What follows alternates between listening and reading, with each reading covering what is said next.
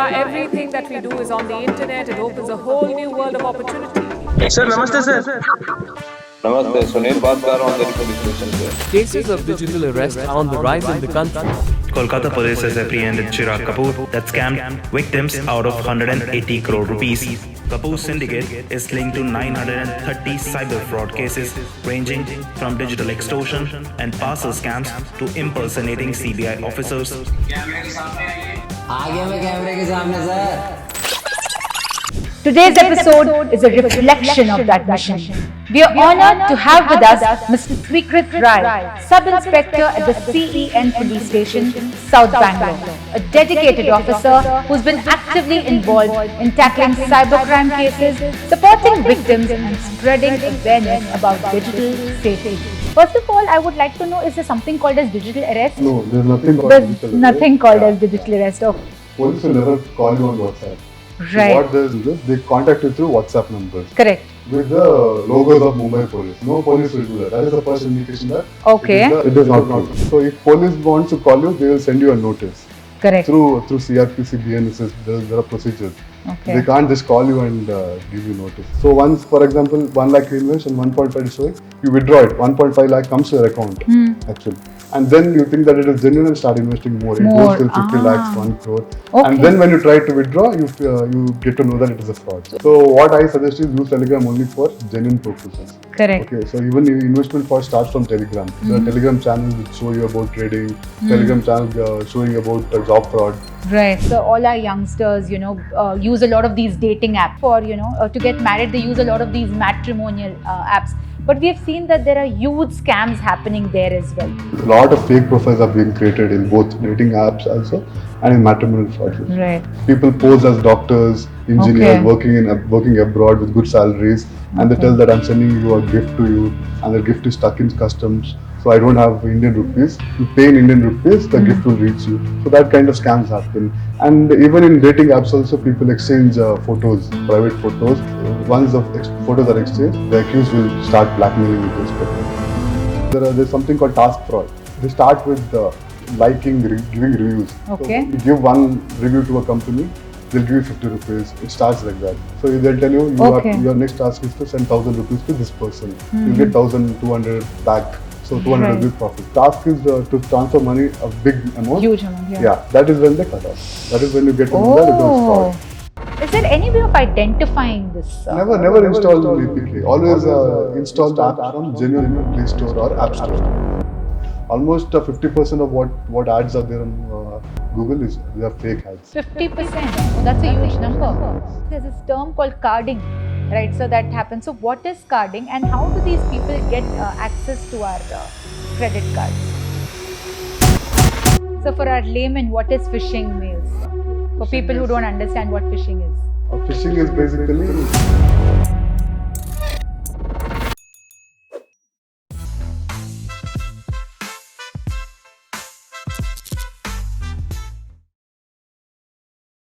Hello and welcome to another episode of Ask the Expert by JAIN Online, a series where we bring in thought leaders, change makers and experts from across industries to share their knowledge, insights and real world experiences with you. I'm Seema Vikas Gadia, your host for today. So far in this series, we've had the privilege of hosting a diverse range of voices from the fitness queen of Bangalore to an environmentalist and philanthropist, a founder and an angel investor, and even a Shark Tank contestant who secured a 4-shark deal. Each episode has brought something unique to the table, offering practical insights that help our listeners grow, learn, and stay informed. And today, we're diving into a topic that's been highly requested by our audience, cybercrime. As our lives have become more digital, the threats we face online are becoming more personal, more frequent, and more sophisticated. Before we introduce our guest, we want to take a moment to recognize the outstanding work being done by the Bangalore City Police, especially the Cybercrime Division and the CEN, Cyber Economic and Narcotics Police Station. These teams are not only solving complex digital crimes and supporting victims, they're also leading the way in public awareness and digital safety education. Today's episode is a reflection of that mission. We are honored to have with us Mr. Sweekrith, Sub-Inspector at the CEN Police Station, South Bangalore, a dedicated officer who's been actively involved in tackling cybercrime cases, supporting victims and spreading awareness about digital safety. He joins us today to help us better understand the threats we face online and how we can protect ourselves. Thank you, sir. Thank you for joining us. So, in these times, we spend a lot of time online, shopping, chatting, sharing a lot of stuff. And of course, we also, make payments, bills and all of that. And we don't realize that what actually happens is, we are opening doors of risks. Of course, it's convenient, but there are a lot of risks involved, right? Until and unless something actually hits us. It can come across as a very normal link. You go out there like a payment link, you click on it and suddenly what happens, it could be a delivery link, a delivery payment link, and it could also be like someone posing as your bank, and within a matter of few seconds what you see is there is the money which is siphoned out of the bank, which is very scary. So people don't know what to do, whom should they go to, and they're very confused. So my first question to you would be, sir, say if someone's realized that they have been scammed online, what should they do? Whom should they connect with? And of course, what is the right approach during these kind of incidents? Okay. People usually panic as soon as they see the debit message from their bank. Right. So instead of panic, what they should do is report the cybercrime as soon as possible. Right. So this can be done by visiting the NCRP portal. There is a portal called National Cybercrime Reporting Portal. Right. So you can go there and report your fraudulent transactions. Or there is a helpline 1930. So if you call 1930 and report your transactions, they will immediately report it and register a complaint. And second step, what you can do is after the 1930 part is done, you can go to the nearest police station and register an FIR there. So after that, our FIR will be filed and police will start investigation. Okay, so there's a connecting question to this. When you say you can go and file an FIR, I see that, a lot of them have this hesitation. They feel that, oh, should I go to a cyber cell? Should I go out there and actually file a complaint? Because, sometimes if the amount is not too high, if they feel it's not too risky, so they feel like, let it be. Sometimes it's intimidating also, sometimes it's shame, guilt, there's so much involved. So they feel, should I go to a cyber cell or no? That's a big question. And people also feel that if I go there, it's a lot of trouble, lot of hassle, waste of time, energy and all of that. So what would be your advice to them, sir? Okay. No, every cybercrime has to be reported. Yeah, people are usually hesitant because whatever money it is, small amount or high amount, it has to be reported. Right. There's no much hassle in coming to the station. Once you come to the station, we register a FIR and we'll do the investigation. There is no much hassle. People just think that there is an hassle. Exactly. And I think I can vouch for this particular question because I think this is how I met our guest that we have today. I went through an experience and I happened to go to Cyber Cell. Sir was there, and trust me, I would like to tell all our viewers that they're very approachable and they do take almost all cases with a lot of seriousness. There are updates and of course you're informed. But sir, we'd also like to know that, once you file a case, what is the process, what is going on in the back end so that people know, okay, my complaint is taken seriously. So that is the investigation part. Right. I can't reveal much about it. Right. But we do all the measures, whatever is required to trace the criminal or to freeze the funds, we do it immediately. Oh, okay. So with this freeze the funds, there is this very interesting question I'd like to ask you, sir. There are a lot of these reels, content on Instagram and all of that we see that people say that go, if there's anything, like this, first go call 1930. Yes. So that's, something, and we don't know how to, because, of course, on internet and WhatsApp, there's so much gyan flowing, people come up with their own things. But I also read somewhere that there was this lady who lost around 50,000 rupees on a job offer. I think it was too good to be true kind of an offer. And what she did is she immediately connected, I think it was 1930, and the accounts were freezed, and she also actually, got back a lot of her money. Yes. So is that true? Is it genuine? Is it authentic? And should people do this? Yes, yes. See, as soon as you report it to 1930, immediately the funds will be frozen. Right. So if that is done very quickly, there is a possibility that funds can be returned to the victim. So it has to be done very immediately. So has it happened? So have people actually received money like this? Yes, we do it. That is our work. Okay. We do that all the time. After the FIR is registered, right, if the funds are frozen, the court will do an order to return the money to the victim. So, sir, there is this study or research or something which they say that, around 60% of the scams that happen, they don't happen from your own city, right? It can be in any part of the country. So, is it possible to, go and track these scammers and actually go out there and arrest them? I mean, has that happened, sir? Yes, we do that usually. We go to different states and arrest accused. Depends on the case. Different kinds of cases, the accused are in different states. So we have arrested. Like, can you give us an example, sir? Recently, in a digital arrest fraud, we have gone to Rajasthan and arrested accused from there. Oh, wonderful. Okay. So, again, a very, very important point. So, when you say digital arrest, this is something which is very, very rampant. In fact, when you also call someone, the first thing that we hear is the caller tune. They say that if you see a government official or, someone claiming to be a police officer, and they say that, what, you're digitally arrested. Because I think there was this news few months back where this lady from Bangalore, she received a video call, and they said there was this person who was dressed in a uniform, police uniform, and they said that, you've been in, he actually had an FIR, which he looked like an FIR on her name, and he claimed that, you are actually involved in some money laundering case, and you are digitally arrested.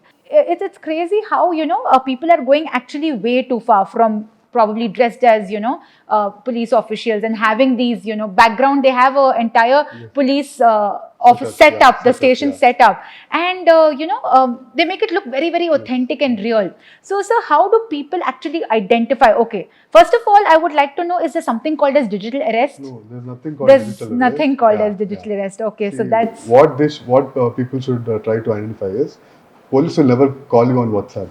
Right. What this in digital, what it happens is they contact you through WhatsApp numbers. Correct. With the logos of Mumbai police. No police will do that. That is the first indication that it is not true. Okay. So if police wants to call you, they will send you a notice. Correct. Through CRPC, BNSS, there are procedures.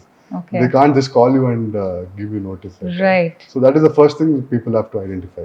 So yeah, if it's a WhatsApp call, and definitely it's not... Not just WhatsApp. Any social media platform, police will not call you. Contact you. So there's a notice, official notice Or that they'll comes. call you through official numbers, phone numbers. Okay. So, sir, if there's this incident that happens, what do you think that person should immediately do? What should be their response for that particular thing? If someone calls, how should they, approach that entire thing? See, first of all, you don't have to answer an unknown number in WhatsApp. Right. You can block right away. Correct. That is the best practice to do. Right. And then you can report it to your nearest police station. Okay. All right. But they should be doing this. All right. So it's really, really scary because even after so much awareness, people keep falling to this trap. Why is it happening? So what do you think is the reason? First of all, people are scared whenever the ED or Mumbai police calls. Right. They're scared. They obviously get and they look very genuine because correct. they have a police setup. They have notices from RBI, from CBI. They send it to you on WhatsApp. So they create that fear. That this is true. So victims fall for that. So these are the few things that we need to take care. So from your experience, you have seen so many crimes. I mean, the cyber crimes and frauds that happen almost on a daily basis. Can you actually, mention 3 or 4 very, very rampant crimes that happen, very often? And what should people do, to protect themselves? Because we've seen, be it, LinkedIn. If you even open LinkedIn, there's this too good to be true kind of job offers. There's this one person who goes to a Kirana store. They go and scan a QR code, and what they see is their money is siphoned. And then, of course, there's also, this WhatsApp hacking that happens. People literally hack your WhatsApp, and then they call your friends for money. Right? There's so much happening. So why do you think all this happens? Are these fraudsters, scammers so smart that, they've gone so far that, or is it that public are not aware? What do you think is the reason, sir? See, first of all, people fall for this greed. See, for example, investment frauds. Right. It starts with greed. See, trading is trending now. So everyone wants to trade and make profit out of it. Right. So they fall for this investment fraud. So whenever they see some advertisement telling about more returns, 200-300% profits, they click on the link and go and see what it is. So investment fraud starts in this way only. You see an ad on Instagram about trading, and then you click on the link. It will take you to a WhatsApp group. So WhatsApp group will have the name, very attractive names like angel investors, for example, Kotak Bank. So there are genuine companies. Right. There are genuine companies doing trading, but these are fake profiles. Okay. So once they go to that WhatsApp group, there are mentors there giving you trading lessons. They'll be telling about daily profit, how it is working and all. So you listen to this. In the first few days, you don't invest. You see what is happening in the group. So after some days, you feel that, okay, you also can make some money. Right. And you start talking to the mentors there. So that is how the scam starts. Then the mentor talks to you personally, and he'll send you a website, one website. In that, you have to create an account. So once you create an account, it will show your portfolio, just like how real apps work. Oh, okay. So once you start investing money, it will be reflected in the app. So if you invest 1 lakh, it will be showing 1.5 lakh. And then they'll allow you to withdraw money also for the first time. Okay. Yes. So once, for example, 1 lakh you invest and 1.5 is showing, you withdraw it. 1.5 lakh comes to your account, actually. And then you think that it is genuine and start investing more. It goes till 50 lakhs, 1 crore. Okay. And then when you try to withdraw, you get to know that it is a fraud. So it goes up to a crore also, Not sir. it has gone to 4-5 crores. Oh my God, cases of, okay. yes. So Yeah, that huge these scams are. Yes, because And, yeah. people believe that it is true, because they Right. in the beginning they get the withdrawal, so Correct. think it is true, and they start investing more. And it will be for 1 crore, it will be showing 6 crores, 7 crores. That is not literally possible, right? Right. Yeah. So first, people have to be. You should see that no company will give you that 200-300% profit. There's some So that is the greed first has to- red flag. Yeah. Correct. Yes. All right. So is Telegram also a big reason? We see that a lot of people are on Telegram doing all of this. I mean, I don't know. It's become a hub for scams like this by any chance, sir? Telegram gives you a lot of facilities. You Right. get to download movies, etc. Correct. So what I suggest is use Telegram only for genuine purposes. Correct. Okay, so even your investment first starts from Telegram. There are Telegram channels which show you about trading. Telegram channel showing about job fraud. Right. Yes, job opportunities, etc. So people who are using Telegram, they see these ads and fall for this trap. Right. So mostly they're young people, sir. Yes. See, young people, for example, who are looking for job. Right. Okay. Right. So there's something called task fraud. So how task fraud works is they start with liking, giving reviews. Okay. So you give one review to a company, they'll give you 50 rupees. It starts like that. Oh, you go to okay. a Google profile, give a review, or like the whatever they send you. Right. So that is how it starts. You get 50 rupees. So the next task will be sending money to someone else. So they'll tell you, your next task is to send 1,000 rupees to this person. You'll get 1,200 back. So 200 Right. will be profit. So this goes on. At one point, the task will be to transfer a huge amount. So you Okay. transfer 30,000. You will get 60,000 returns. It starts like that. So you Right. believe that it is true. Then when the task is to transfer money, a big amount. Huge amount, yeah. That is when they cut off. That is when you get to know that it was fraud. Okay. Yeah. This is interesting. Yes. And the money which you get for 50 rupees, 100 rupees, it is again from the victim itself. Okay. Okay. So there's a possibility that even your account might get frozen if the person reports it. Oh my God. Okay. So what I suggest is don't go for any such small time earning. Right. Yeah. Right. So there's this crime, which is actually becoming very, very rampant these days, sextortion. So what people do is they use people's private data, their photos, images, chats, and actually blackmail others. So it's sometimes, the victim feels very guilty or shameful and they don't go and report it. They just, suffer in silence. So what can they actually do, sir? If there is a scenario where their private data is being misused, so what should they do, sir? I mean, what would be the right approach at that point of time? First thing what I'm telling is never send money, because the blackmailer will never stop when you pay the money. Right. He'll continue asking for more money. So first thing is don't panic, stay calm. What you do is collect evidences. If you want to take a screenshot of the victim's details, the accused details, Right. for example, his account, Instagram account, or phone number, whatever, keep screenshots with you Right. immediately and switch off your phone and come to the nearest police station. Okay. And report it. The police will guide you with what What next has step. to be Yeah, done yes, next. yes. Okay. People usually panic and right away they send money. Correct. And Correct. it never stops there. Never stops. People think that okay, once I pay, he'll stop. No, Right. it doesn't happen. He'll just continue with it. Correct. So never go to pay money. just collect evidence and visit your nearest police station. So that's Yes. the right approach. Yes. So in today's day and age, we see that, so all our youngsters, use a lot of these dating apps, right? And also even for, to get married, they use a lot of these matrimonial apps. But we have seen that there are huge scams happening there as well. So would you want to throw light on that, Yes, sir? yes. We receive complaints about dating sites also, and also for matrimonial sites also. So what happens is a lot of fake profiles are being created in both dating apps also and in matrimonial frauds. Right. So people who are looking for brighter grooms in matrimonial, they end up falling for this fraud. They Right. think that they are genuine. People pose as doctors, engineers, Okay. working abroad with good salaries, and they tell that I'm sending you a gift to you, and the gift is stuck in customs. So I don't have Indian rupees. You pay in Indian rupees, the gift will reach you. So that kind of scams happen. And even in dating apps also, people exchange photos, private photos, and once the photos are exchanged, the accused will start blackmailing with those photos. So Oh. what I suggest is never share your private photos with anyone. Right. So, sir, but this was a scam that used to happen earlier. Is it still prevalent today? So people still fall for this? Yes, this is still happening. Every day we receive complaints. Yes.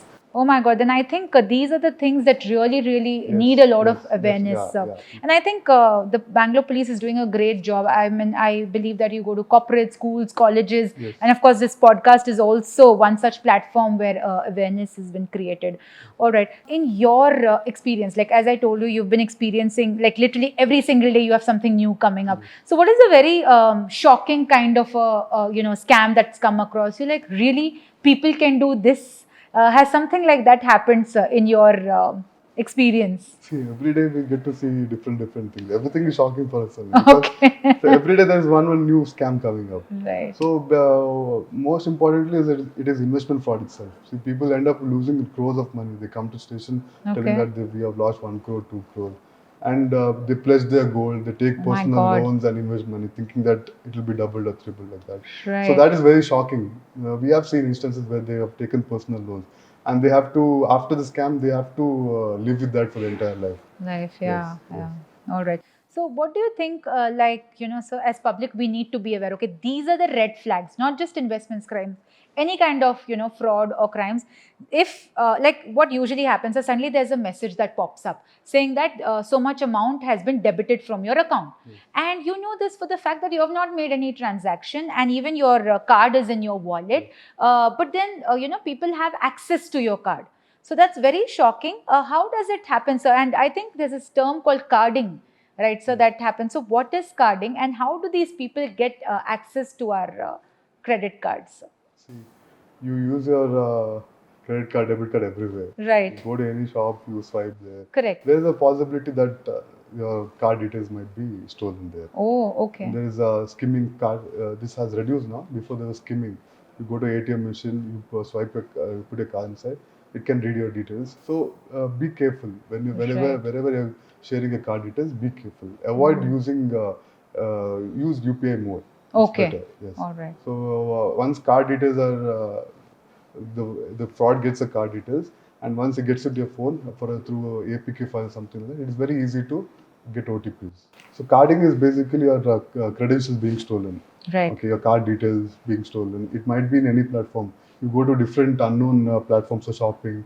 There you enter your card details. Even there your card details might be exposed. Or through phishing. Sometimes what happens is you receive some phishing mails and you click, for example, income tax calculator. So for our laymen, what is phishing mails, sir? Okay. For people who don't understand what phishing is. Phishing is basically someone posing as someone else. Correct. For example, you get a mail from income tax department with the file which is showing income tax calculator. So you think that okay, you can calculate your income tax, but it might be a malware. Oh, so if you install that in your phone, those malwares can read whatever data is in the present in the phone or your laptops. For example, you go to Amazon, your card details are already saved there. Correct. So this malware can read your card details. Oh, yes. okay. So I would try avoiding these phishing links. Try to identify which is genuine and which is not genuine. Okay. Income tax will never mail you. Will never be. Okay. So these are the points that we should be. So, there was this recent scam where we saw that people would go out there and say, don't download any wedding invites. So when you go out there and click on that link, and there was this wedding invitation, and they say it's a APK file. Yes, So what exactly is that, sir, and what happens to your phone after APK that? is nothing but Android packets. Okay. So the APKs are installed only in Android phones. It doesn't happen to Apple phones. Okay. So what happens is these fraudsters, they have created in backend. They have created some APK files. It's a malicious files itself. So what they do is they can read your OTPs, they can read your contacts, and some APKs it can even get into your galleries and steal your photos. Oh.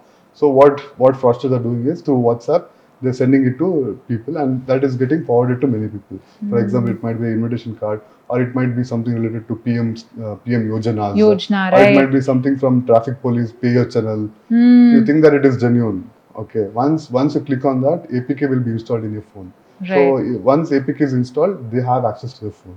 Oh. Okay. So if they have your card details, they can easily get your OTPs from your phone, because the APK file can read your messages. Right. So I think I recently read about this lady. She received a very harmless message. It said that, you have not, your electricity bill is overdue, Yes. and your power will be cut off. And she got like really panicky, and she clicked on that link and filled in all the details. And in, few seconds or minutes, I think her entire bank account would vanish. Yes, So. Yeah, that's what. Once in the APK, there will be form to fill. Right. So you enter your name, you enter your card details for payment. So the scammers will easily get the card details. Is there any way of identifying this? Never install an APK. Always install the app from genuine Play Store or App Store. Right. Okay. So whatever is almost everything in Play Store is genuine. But even then you can cross check and then install that. So, but you just receive a message, and then you just go and click. Yes. So Yes, the only thing that is not required. The Okay. first thing is try to identify, like why is someone sending you Right. On Randomly a WhatsApp, message. yes. Okay. So not just WhatsApp, but sometimes on SMS also you receive these messages. So you have won a lottery. In SMS they send you links, malicious links. Correct. Yes. Correct. Not APK. The APKs are usually sent through WhatsApp. Or WhatsApp. Telegram. Okay. Yes. All right. So what these links do is they can download a malware in your phone. It again works like same like APK itself. Okay. Yes. So how do you identify that, sir, in messages? See you can see with the language in it. Right. First of all, Right. and you get it from numbers. Right. Some numbers. When you get message from numbers, you don't have to respond to it. Respond You to don't even it. have to open it. All right. So there's this neighbor of mine. This incident happened with her. So basically, what happened is her washing machine needed repair, and she went on Google. She searched for it, and there was this person who connected her, with her, and came home and took the washing machine away, not to return and not to pick the calls again. Yes. So how do you identify that, Simon? Because she went and searched, and it looked very authentic. No, see, not everything on Google is authentic. No, anyone can post any ad on Google. Right. Doesn't have to be genuine. So always try to identify which is genuine, which is not genuine. Or you can go to the official websites of Samsung or etc. whatever company it is, and then you can get the customer care number from there. Almost 50% of what ads are there on Google they are fake ads. 50%. Yes. Oh, that's a huge number. Yes. Oh, They just okay. add their phone numbers and you call them. They respond to you and they tell that do some payment. We'll come and repair the house. Right. So you do the payment, then you get to know that it is fraud. Okay. So don't believe everything on Google. Yeah. So in this context, I'd like to ask you another question. We've heard this, sir, that once on internet, always on internet. So say, example, you have actually posted a picture, or probably you've browsed through something, through an incognito mode or something, or probably you've even cleared your search history. But is it still there, sir? Can you still get hold of it? Yes. Yes? Yes, we can do that. So basically, there is nothing which is deleted. hidden. It is deleted for you. It is hidden for you. Right. It Right. is still there. Okay, all right. So we see that, a lot of youngsters today, they go out there and they keep browsing. And suddenly there's this message that pops up that downloading this can actually be malicious, right? But they're not worried. They still go and download it because probably they're looking for music or, they want to just avoid subscription. Yes. So, maybe movies or music, whatever. So can this actually be dangerous? See, no one will give you anything for free. Correct. So if someone is offering it for free, there is something fishy in that. Okay, so first you have to identify that. Okay, people usually try to skip the subscriptions and go to Telegram channels or something like that, and they end up downloading malicious applications. So again, it is harmful to your phone itself. Right. Your personal data can be stolen. So what I suggest is always use paid subscription, because they are almost all of them are genuine. Genuine. Paid is always genuine. Right.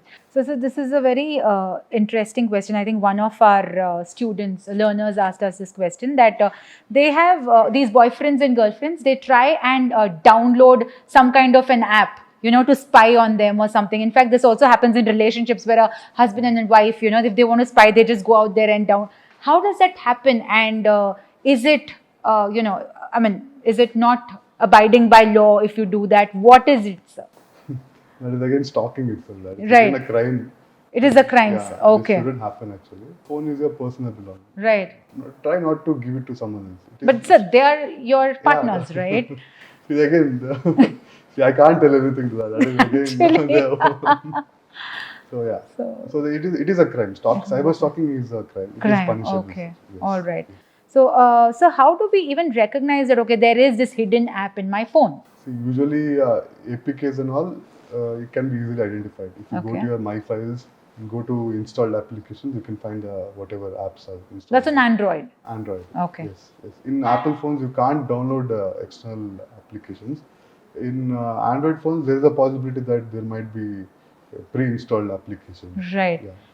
So we've also heard, sir, that, don't easily take gifts from people. They Yeah. download these Yes, apps yes. and then they give it to There is a you. possibility that some softwares are already installed in the phone, Installed, yeah. which can track.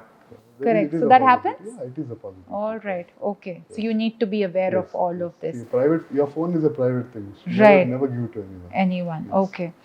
When we talk about AI and deepfake, oh my God, it's very scary because it's very, very real. The other day, I was watching this reel where this person is actually going and giving a hug to Shah Rukh Khan. And it looks really, really authentic. And I think in India, it kind of started when we saw Rashmika's this first deepfake video. And I think that's when people were really, really aware of this. So how scary is it? Does it really happen?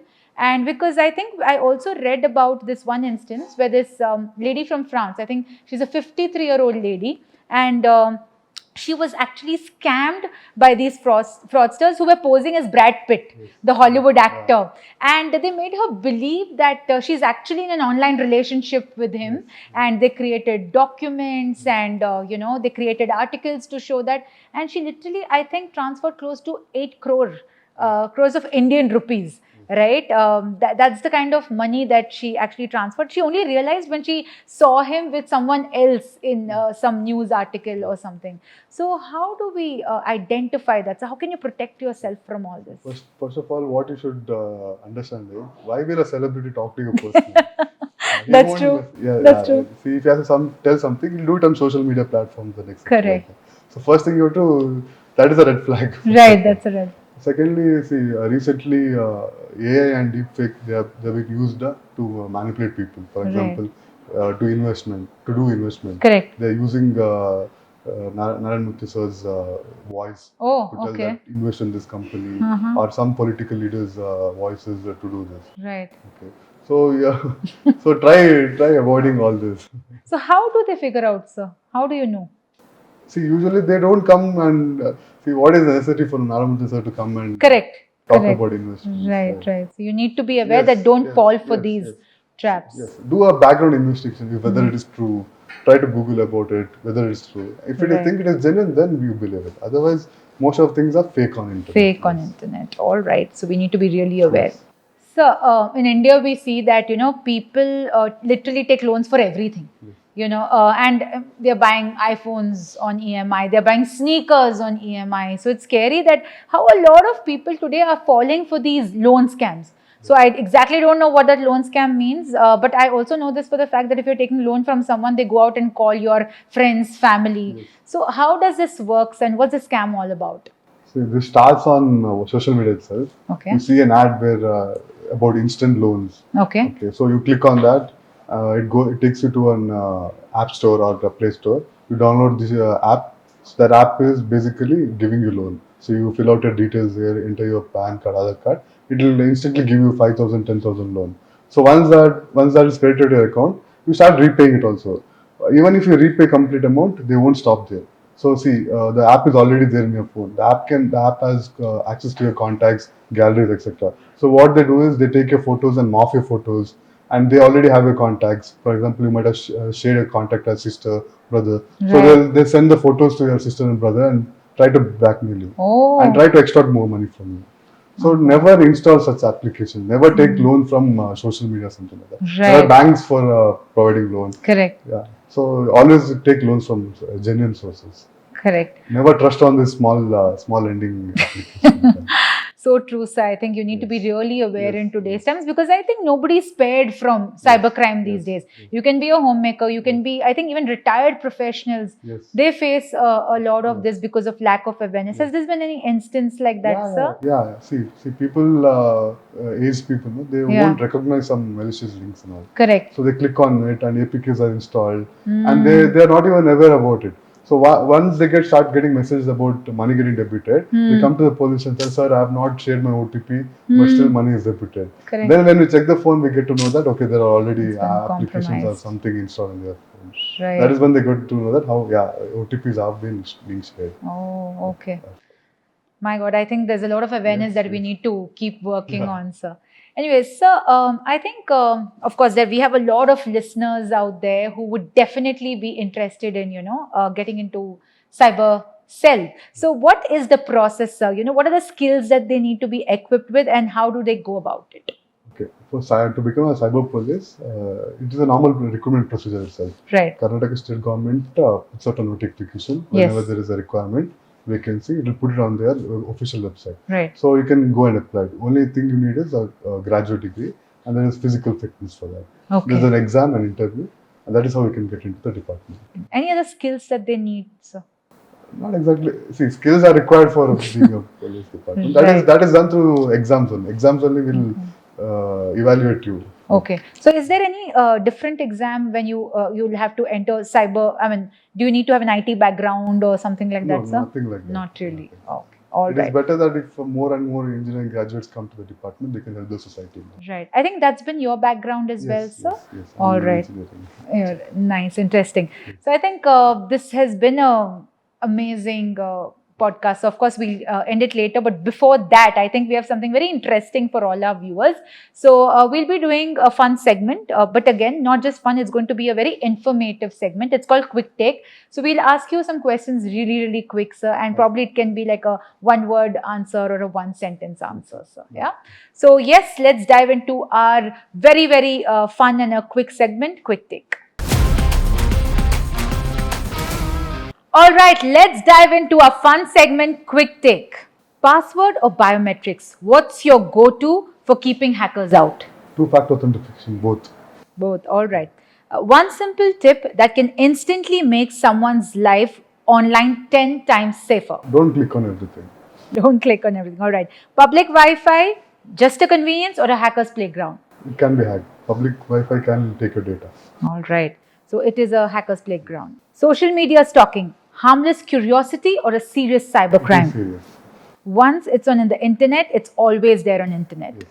What's one cyber myth you wish people would stop believing? Everything's true on internet. What's the most bizarre or unexpected scam method you've come across? See, that's all investment fraud. Investment fraud. Cybersecurity in movies. How close is it to reality? Total truth or total fiction? It is not true, actually. It's not true. Okay. Incognito mode and deleting browsing history. Does it really keep your browsing private? No. No. Okay. That's a myth. What's one everyday tech habit that surprisingly boosts online safety? Keep your passwords updated. All right. Okay. What's a rookie mistake people make all the time when it comes to online security? Free antivirus. All right. It doesn't help. What's one app permission you personally would never allow? See the application, then give permission. For example, your calculator doesn't need your gallery permission. Right. Before filing a cyber complaint, what's one thing people should always do first? So don't panic, first of all. Right. Okay. How do you personally spot a fake government message or notification on your phone? See, government always uses government.gov.in or /G. So see that and then move forward. Okay, so that means it's coming from the government. All right. If you could send one SMS alert to everyone tomorrow, what would it say? Be cautious. Cautious, okay.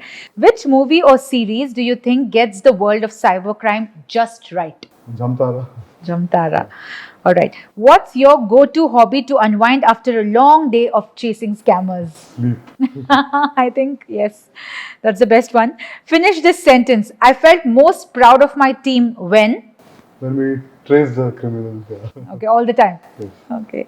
And so finally, what's one piece of advice you'd like to give every single person who's watching this right now? Be cautious and be aware of all the cybercrimes which is going on. All right. I think we need to be cautious and smart. Such a wonderful note to end on, sir. I think everybody, who's listening to us will definitely take this back. And I think it's all about being very mindful online. And you've given some wonderful tips today. And I think just as you mentioned that anybody can be a victim of a cyber fraud. So it is very, very important for us to be safe, to be cautious, to be aware. That brings us to the end of this eye-opening episode of Ask the Expert by JAIN Online.